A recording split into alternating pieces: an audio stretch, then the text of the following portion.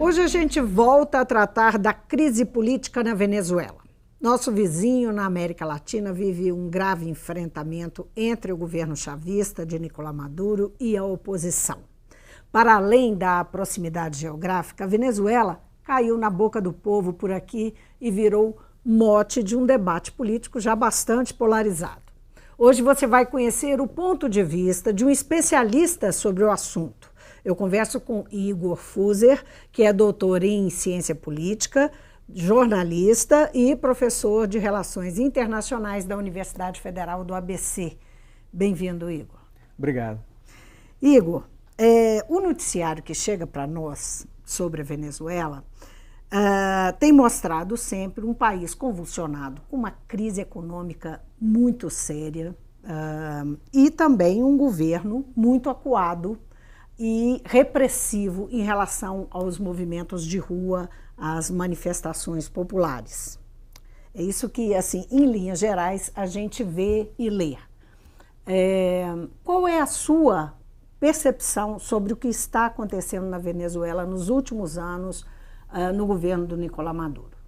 Olha, a dificuldade que existe para debater o assunto Venezuela está no fato de que praticamente todo o noticiário é enviesado, é um noticiário parcial em favor da oposição venezuelana e contra o governo.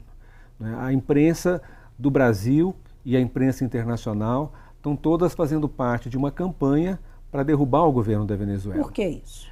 Porque o governo da Venezuela ele vai contra os interesses dominantes no mundo, vai contra os interesses dos Estados Unidos e vai contra o interesse da oligarquia, das classes dominantes, dos mais ricos dentro da Venezuela. Então, assim como no Brasil, a gente assistiu isso agora recentemente, o papel que a imprensa teve, a mídia, na derrubada da presidenta Dilma, esse mesmo papel a imprensa está tendo, não só a brasileira, mas a internacional, em relação ao governo da Venezuela. Então, é necessário, antes de mais nada, desconstruir algumas ideias falsas que são veiculadas por essa imprensa. Por exemplo, a ideia de que a Venezuela é uma ditadura. Agora, como é que é possível uma ditadura?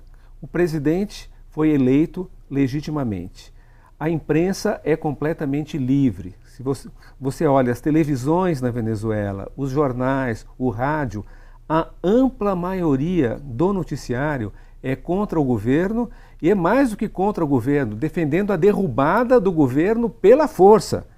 Eles defendem isso, propõem golpe de Estado, propõem interferência estrangeira, intervenção dos Estados Unidos na Venezuela, abertamente, sem sofrer nenhum tipo de censura. Imagina chamar de ditadura um país que opositores já mais de uma vez foram até os quartéis, atacando quartéis com bombas, chegaram a derrubar os muros de um quartel e mínimas prisões, praticamente não houve repressão. Imagina no Brasil, se alguém atacasse, em qualquer lugar do mundo, se um grupo atacasse um quartel com armas, o que aconteceria com essas pessoas? Isso acontece na Venezuela, na boa, não acontece nada. Agora, deixa só entender uma coisa. Chega pra gente aqui, chega através de imagens, inclusive, tem se cobrido muito a fronteira, né, do Brasil com a Venezuela, por onde passam pessoas que estão buscando fugir do desabastecimento, do desemprego na Venezuela, tentando encontrar sair daqui. Isso tem sido mostrado na televisão. Então, quer dizer, a crise econômica parece que é uma realidade lá. O desabastecimento é uma realidade. Isso nós podemos entender que, a partir daí, começam a surgir problemas sociais sérios no país. Esse clima de revolta que foi vocalizado pela oposição não teria a ver com essa circunstância? Olha, que a Venezuela está em crise, isso é uma realidade, conforme você disse. Não há, escassez, inflação alta, são problemas gravíssimos que existem na economia da Venezuela. Essa crise está relacionada, em alguma medida, com o conflito político. Você tem uma situação na Venezuela que a gente pode comparar com outros momentos na história da América Latina, em que você tinha o setor empresarial em guerra contra o governo, empenhado em derrubar o governo. Então, esse setor empresarial, ele utiliza os meios que ele tem, né, para favorecer a derrubada do governo. Então, eles sabotam a economia. Então, eles não colocam os produtos à venda, né, eles não produzem, né, eles utilizam uma aposta arriscada. várias maneiras, né. É arriscada, mas historicamente isso já funcionou. No Chile havia um governo de esquerda democrático que foi derrubado nos anos 70. No lugar desse governo aí veio uma ditadura, que foi a ditadura do Pinochet, né, que chegou ao poder dessa forma. Então, na Venezuela eles estão utilizando esse mesmo método, o que é um fator seríssimo de crise econômica. A Venezuela tem uma economia que é baseada nas exportações de petróleo. Com o dinheiro que o país ganha do petróleo, eles compram aquilo que eles precisam. Sobretudo alimentos e remédios. Então, os remédios e os alimentos chegam no país e são desviados pelo setor empresarial, não chegam até o mercado consumidor, são escondidos ou são vendidos no mercado negro por preços abusivos, ou são levados para a Colômbia, vizinha ali, onde são vendidos por preços muito mais altos. Então, se gera essa situação de escassez. Agora, então, você tem uma escassez fabricada. O barril do petróleo também é outro fator de crise. Um fator importante. Nós tivemos fator de crise, caiu de 140 para 40 dólares o barril. Isso deve Agora, isso é um problema estrutural da economia da Venezuela. Então, você tem um fator econômico, mas que não se deve a algo do governo do Maduro ou do governo do Chávez, que foi o antecessor do Maduro.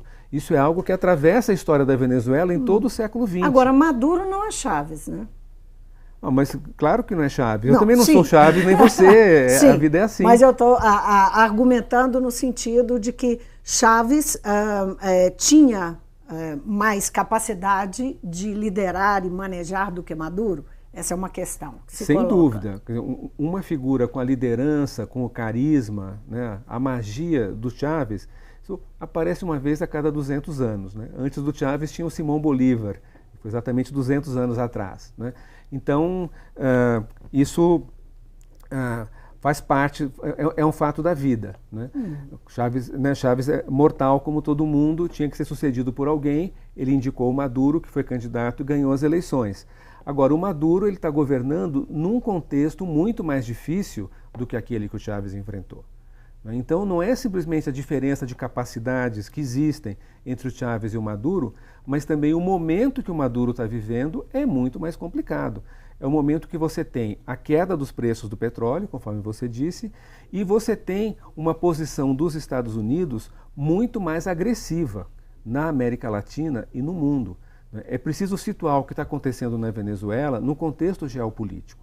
A Venezuela, juntamente com outros países, inclusive o Brasil, Argentina, Bolívia, Equador, na década passada, esses países se juntaram em busca de maior autonomia dentro da América Latina. Maior autonomia significa não obedecer às ordens dos Estados Unidos. E agora os Estados Unidos estão contra-atacando. Estão usando todos os seus recursos de poder.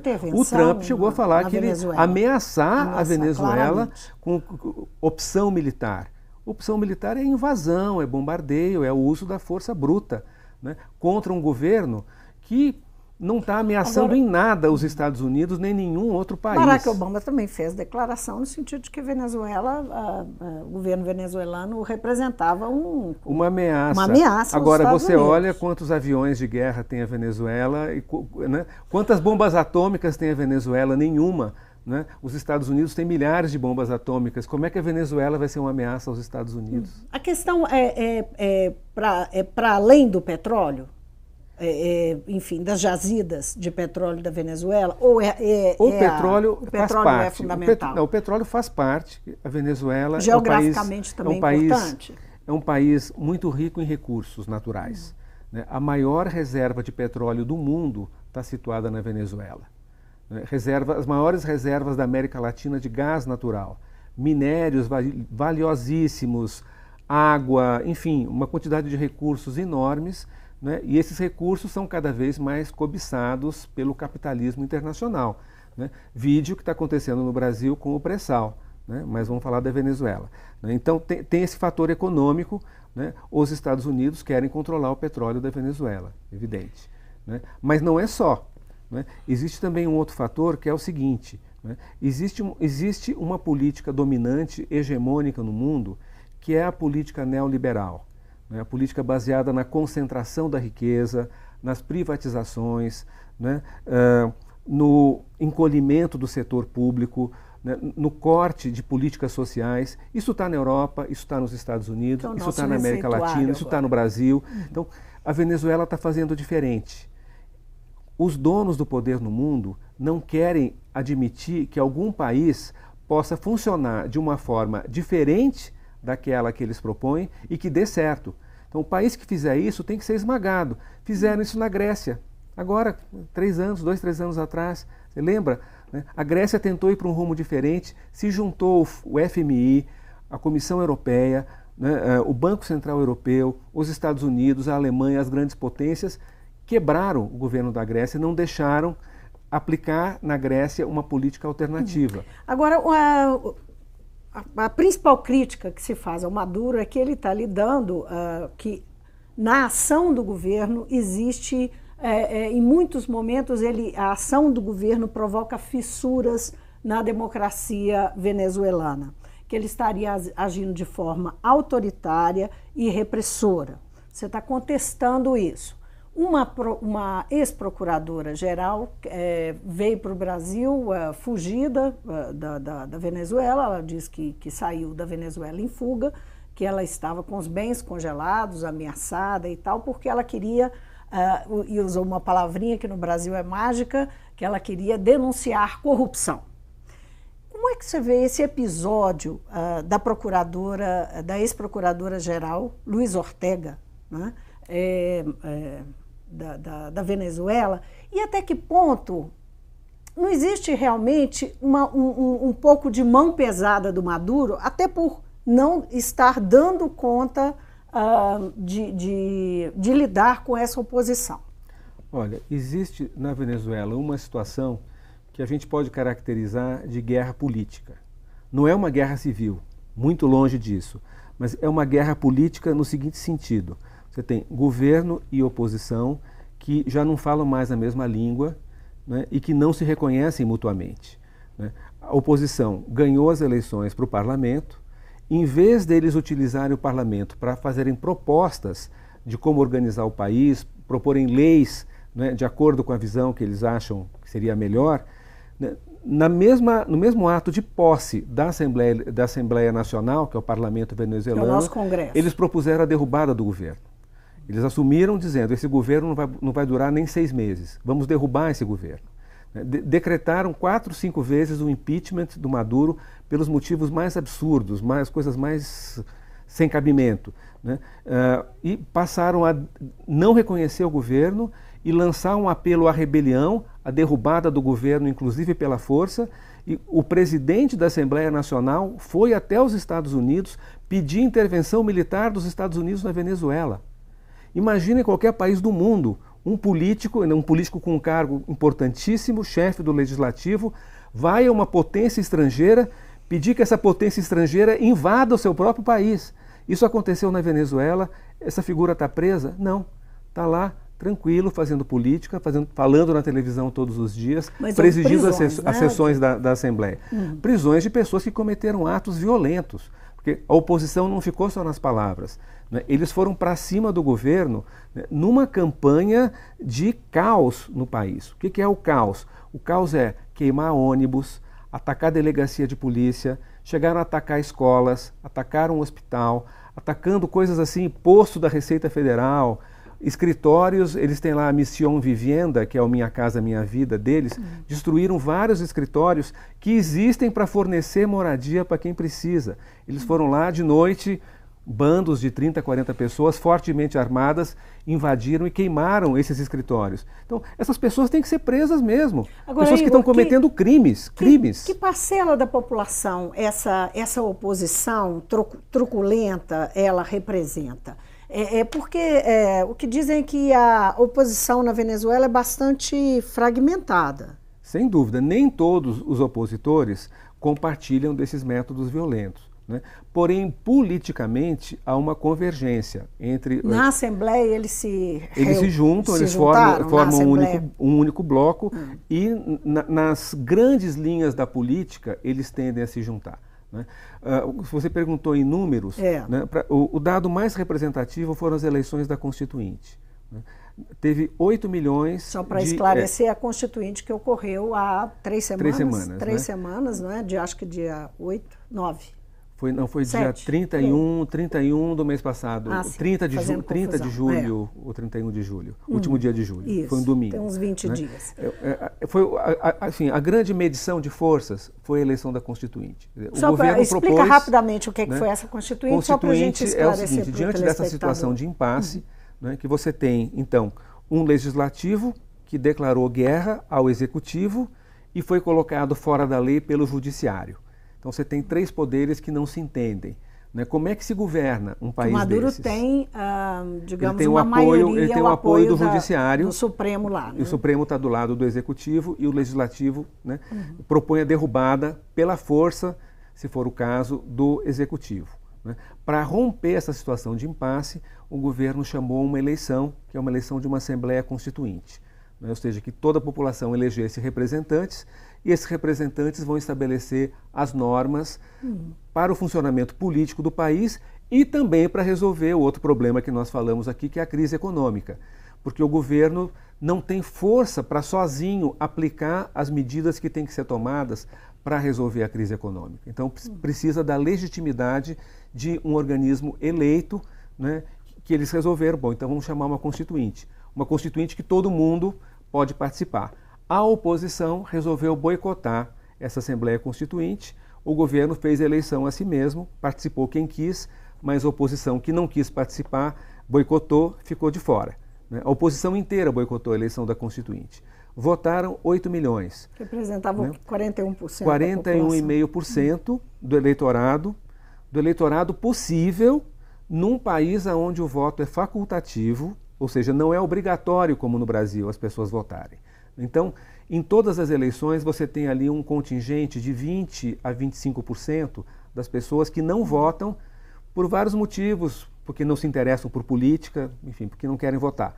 E numa não são eleição obrigadas normal, a votar. Lá, normalmente, qual é o percentual o percentual que vai às urnas, então, é de 80%, 75%, 70%.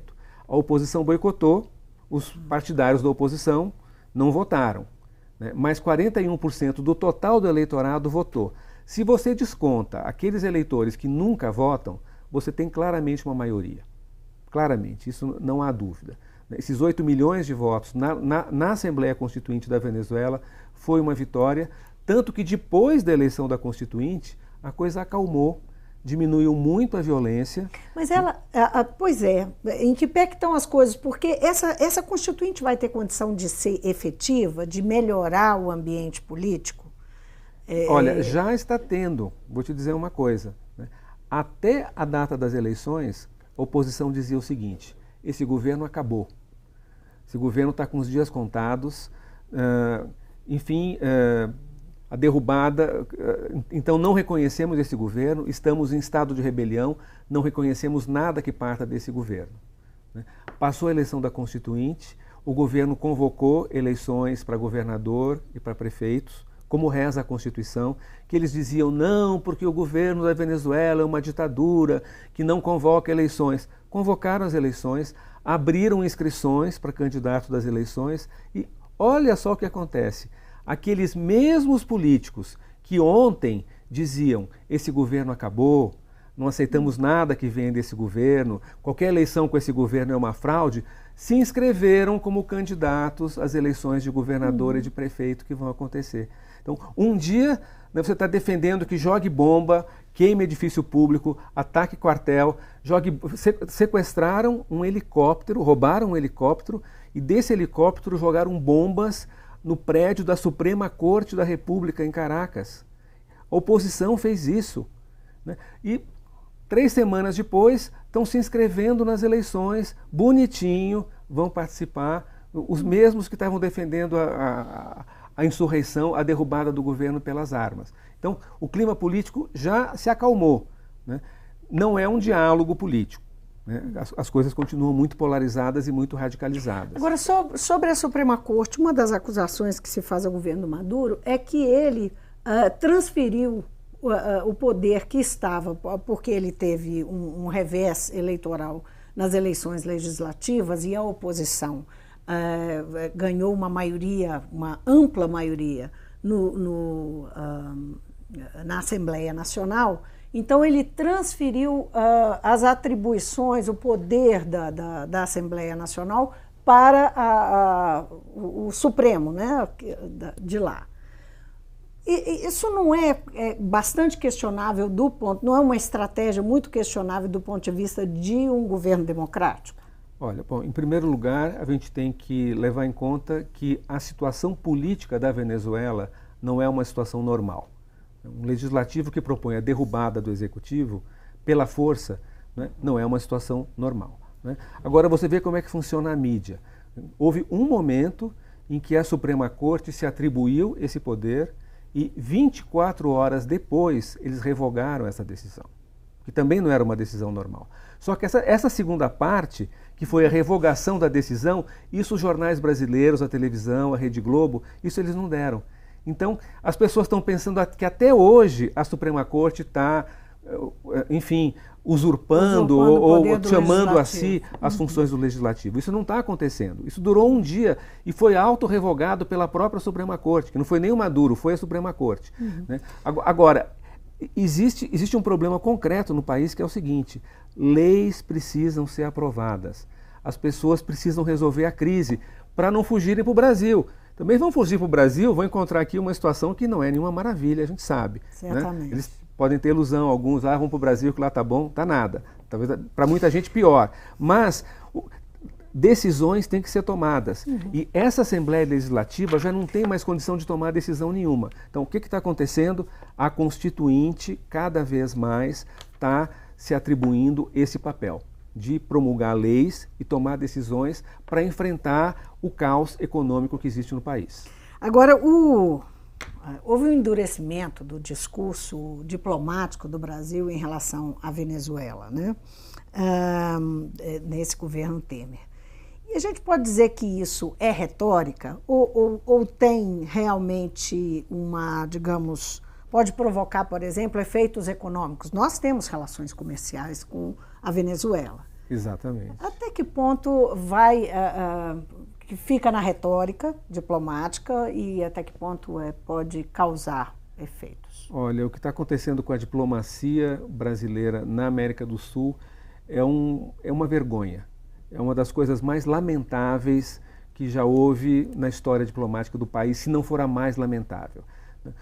Esse grupo que agora está no governo... Houve uma mudança de curso importante. Uma mudança de curso. Agora, esse grupo, né, o Itamaraty está nas mãos do PSDB, né, o que o PSDB dizia nos governos Lula e Dilma? Que a diplomacia tinha se tornado uma coisa partidária do PT e que não estava levando em conta o interesse nacional. Agora são eles que estão no governo, né? O que eles estão fazendo em relação à Venezuela? Tem um conflito num país vizinho, um país que esteve à beira da guerra civil, agora diminuiu um pouco esse risco. O Brasil, ele toma partido, né, no conflito interno de um país vizinho, né, abre mão do seu possível papel de mediador, né, se mistura com a oposição venezuelana e passa a reger as suas ações por um único critério. Tudo que o Brasil faz é para beneficiar a direita venezuelana, as forças de oposição que estão tentando derrubar o governo, né? Ou seja, totalmente partidário. Nós temos um paralelo, nós estamos vivendo uma crise política importante no país, extensa, não é? Mas podemos estabelecer paralelo com o que acontece com a Venezuela? Em muitos aspectos. Agora, só uma coisa que é importante deixar claro. A pergunta que eu faço: é do interesse nacional do Brasil o agravamento do conflito interno da Venezuela, podendo chegar à guerra civil, podendo chegar a uma intervenção dos Estados Unidos? É claro que não. Uma guerra civil na Venezuela ou uma invasão estadunidense seria uma tragédia para o Brasil e para toda a América do Sul. Você mencionou, a Venezuela é um dos principais compradores de produtos de exportação brasileira. O Brasil está perdendo esses contratos. Entendeu? O governo da Venezuela não vai. O que eles puderem cortar de compras do Brasil, eles vão cortar, porque o Brasil está contra eles. O Brasil tentou expulsar eles do Mercosul, conseguiram suspender, tentou aprovar punições na OEA, Organização dos Estados Americanos, não conseguiu. Então, é algo totalmente irresponsável. O governo Temer está misturando as coisas, porque muitas vezes os países, por mais que façam ameaças e façam um discurso no nível das relações internacionais, muitas vezes isso não se reflete nas questões comerciais, por interesses óbvios. Mas a postura do Brasil acaba tendo efeitos comerciais também, e é contra a Constituição brasileira. A Constituição brasileira diz um dos princípios da República no Brasil é a não intervenção em assuntos externos. E o Brasil está intervindo nos assuntos internos da Venezuela de uma forma completamente descabida. Igor, gostaria de continuar a nossa conversa, mas infelizmente o tempo... É o tempo. O tempo acabou. Obrigada por vir. Eu que agradeço. Eu conversei com o jornalista Igor Fuser, ele é doutor em ciência política, professor de Relações Internacionais da Universidade Federal do ABC e integrante do Grupo de Reflexão sobre Relações Internacionais, o GRRI. Ele veio a BH para participar de um evento organizado pelo Sindicato dos Jornalistas. Ele vai participar de uma palestra, vai dar uma palestra pelo Dia Internacional de Solidariedade à Venezuela. E, mais uma vez, obrigada por vir. Eu que agradeço. O Mundo Político fica por aqui. Obrigada por nos acompanhar e até o próximo programa.